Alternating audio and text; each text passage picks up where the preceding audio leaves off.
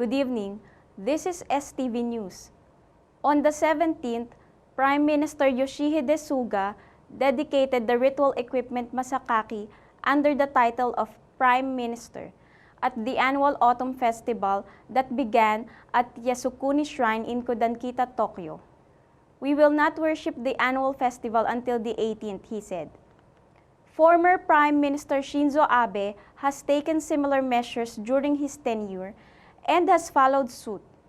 Prime Minister Suga's diplomatic policy states that he should build stable relations with neighboring countries such as China and seems to have considered neighboring countries.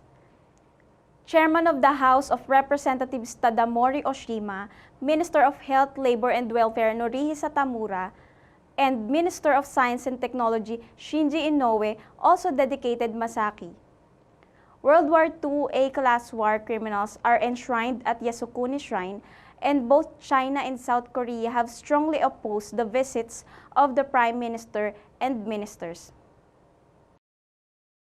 Meanwhile, Taro Kono, the minister in charge of administrative and regulatory reform, said on the Yomiuri TV program on the 17th that the late former Prime Minister Yasuhiro Nakasone was criticized for being expensive and said, "How do you praise those who have made achievements?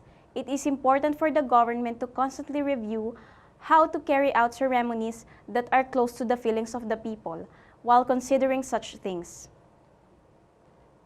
In sports, Race Chuchugo participated in the 9th inning, chasing 3 points from one dead to a pinch hitter. Astros held back and Presley's first fastball was carried to the front right, marking the second hit in the postseason. However, the next batter was a double play and the match ended easily. The team is first in the second. In the 5th inning, he was pitched from the starting pitcher Snell in a pinch of first and second base. But this was a backfire. He was lined up with the Astros after losing 3 games in a row and was brought to the final round. "We should be able to regain momentum as usual.